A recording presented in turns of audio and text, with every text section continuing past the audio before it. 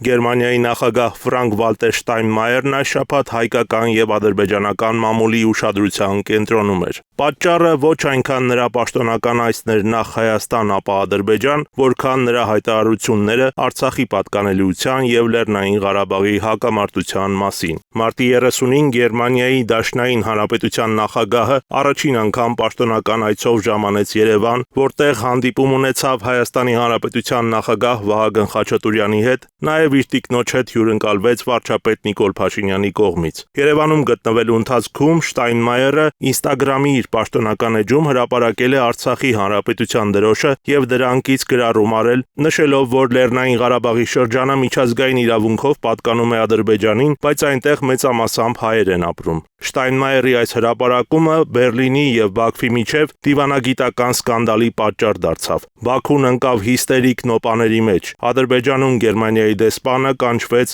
Ադրբեջանի արտգործնախարարություն, որտեղ նրան բողոքի նոտա փոխանցեցին։ Հրապարակումն անելուց կարճ ժամանակ անց Գերմանիայի նախագահը ստիպված եղավ հեռացնել այն։ Իսկ Գերմանիայի նախագահի աշխատակազմի ղեկավար պետքարտուղար Դյորտե Դինգերը նամակ խղեց Ադրբեջանի նախագահի օգնական Հիկմետ Հաջիևին ներողություն խնդրելով հրապարակման համար եւ նշելով, որ այն տեխնիկական սխալի արդյունք է։ Մի կողմ թողնենք այն հարցը, թե կարող էր արդյոք դիվանագիտական մեծ փորձ ունեցող նախկինում 8 տարի արտգործնախարարի պաշտոնը զբաղեցրած եւ հակամարտությանը շատ լավ ծանոթ Շտայնմայերը այնքան անփույթ լինել, որ չկարողանար տարբերել Արցախի Հանրապետության դրոշը Հայաստանի կամ Ադրբեջանի դրոշներից։ Այլ խոսքերով քչերը հավատացին տեխնիկական սխալի վարկածին։ Բայց սրանով Արցախի հիմնախնդրի գերմանական այս պատմությունը չի ավարտվում։ Ապրիլի 1-ին Գերմանիայի նախագահը Երևանից մեկնել է Բաքու, որտեղ հանդիպում է ունեցել Ադրբեջանի նախագահ Իլհամ Ալիևի հետ։ Բանակցություններից հետո նախագահները հանդես են եկել ԶԼՄ-ների ներկայացուցիչների համար հայտարարություններով եւ պատասխանել լրագրողների հարցերին։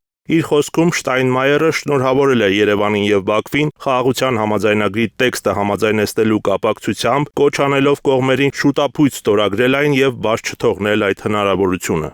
Գերմանիայի նախագահը ադրբեջանցի լրագրողի վառ ընդգծված պրոպագանդիստական հարցին պատասխան նաև անդրադարձել է Լեռնային Ղարաբաղի խնդրին։ Ոչ միայն ադրբեջանական, այլև հայկական մի շարք լրատվամիջոցներ Շտայնմայերի պատասխանի այս հատվածը հետևյալ կերպ էին ներկայացնում. «Մենք միշտ ասել ենք, որ Ղարաբաղը ձեր տարածքն է», կամ «Մենք միշտ ասել ենք, որ Ղարաբաղը Ադրբեջանի տարածքն է, եւ այսօր ես վերահաստատում եմ Գերմանիայի այս դիրքորոշումը»։ Ասել, որ սա խիստ կասկածելի եւ վիճահարույց հայտարարություն է, «Մենք միշտ ասել ենք» իմաստով, նշանակում է գրեթե ոչինչ չասել։ Արդյոք Գերմանիայի ղեկավարները կամ պաշտոնական Բերլինը միշտ ասել են, որ Լեռնային Ղարաբաղը Ադրբեջանի տարածքն է եւ նման հայտարարություն են արել մինչեւ 2020 թվականի 44-օրյա պատերազմից հետո տարածաշրջանում նոր ստատուս քվոյի հաստատումը եւ Նիկոլ Փաշինյանի կողմից Արցախը Ադրբեջանի մաս ճանաչելն ու Արցախի վերջնական օկուպացումը 2023 թվականին։ Ապրիլի 2-ին տարածված այս տեղեկության առաջին հուզական ռեակցիան Գերմանիայի նախագահի ենթադրյալ սուտը բացահայտելու անհագ ցանկությունն էր, բայց լրագրողական հոտառությունը հուշեց ամեն դեպքում ստուգել տեղեկության իսկությունը։ Թե ադրբեջանական, թե հայկական լրատվական կայքերում Գերմանիայի նախագահի վերոնշյալ խոսքերը ներկայացվում էին առանց որևէ հղման։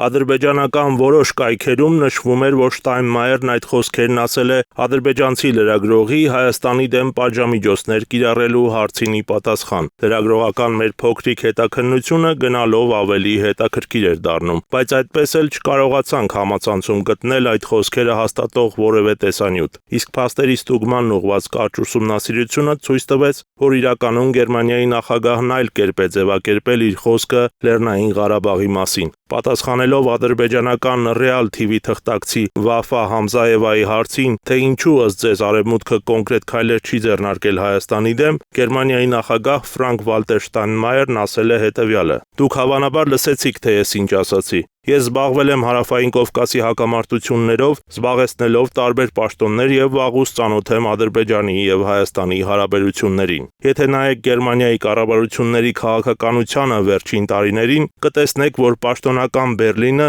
շատ հավասարակշռված վերաբերմունք է ունեցել այս տարածաշրջանին, ինչպես Հայաստանին, այնպես էլ Ադրբեջանին։ Այսինքն մենք միշտ փորձել ենք արտահայտել այնպիսի դիրքորոշում, որը չի անտեսում զգայուն հարցերը եւ մինչ այժմ արտահայտել ենք այնպիսի դիրքորոշում, որը համապատասխանում է միջազգային իրավունքի նորմերին։ Ինչպես արդեն ասացի, մենք ողջունում ենք խաղաղության համաձայնագրի նախապատրաստումը։ Մենք գիտենք եւ ճանաչում ենք, որ Ղարաբաղի շրջանը ադրբեջանական տարածք է։ Սա մեր դիրքորոշումն է եւ այս դիրքորոշումը կարող է հստակեցվել նաեւ Ադրբեջանի կողմից։ Շտայնմայերի այս խոսքերը հաստատում է նաև Ադրբեջանի եւ Գերմանիայի նախագահների ամբողջ ասուլիսի ադրբեջանական կայքերում արտատպված սղագրությունը, որի այլ հատվածներում նման ձևակերպում, թե մենք միշտ ասել ենք, որ Ղարաբաղը Ադրբեջանի տարածքն է, չկա։ Այսպիսով Գերմանիայի նախագահի խոսքերն, ինչպես տեսանք, սխալ են ներկայացվել։ Իհարկե, սա մեծ հաշվով չի փոխում Արցախի հարցում Գերմանիայի ներկայիս դիրքորոշման էությունը, բայց սա կարևոր նրբություն է թեկուզ եւ հարցի պատմությունը ճիշտ մեկնաբանելու տեսանկյունից։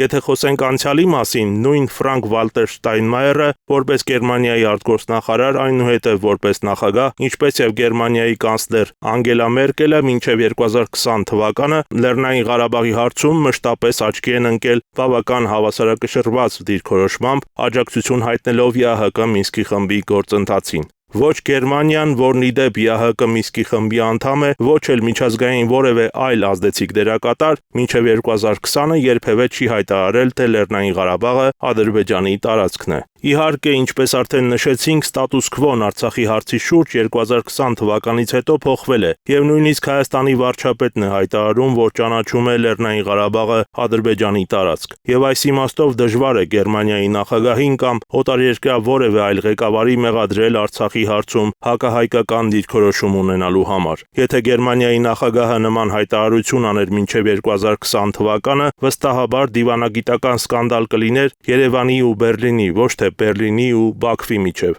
Այսօր միջազգային բոլոր դերակատարները ելնում են ներկա իրողությունից, հաշվի առնելով Հայաստանի վարչապետ Նիկոլ Փաշինյանի արտահայտած դիրքորոշումը։ Այնպես որ նման մեղադրանքներ հնչեցնելն այսօր ցավոք կորցրել է իր արդիականությունը, բայց հայկական որոշ լրատվամիջոցների, այդ թվում բավական հեղինակավոր ԶԼՄ-ների կարելի է մեղադրել ոչ պրոֆեսիոնալիզմի մեջ։ Տեղին է հիշեցնել լրագրության ոսկե կանոններից մեկը։ Եթե ինչ-որ մեկն ասում է, որ նա քո մայրն է, լրագրողը պարտավոր է ստուգել այդ փաստը։ Արամ Սարգսյան, Գևորգ Մարտիրոսյան, Եվրոմեդիա 24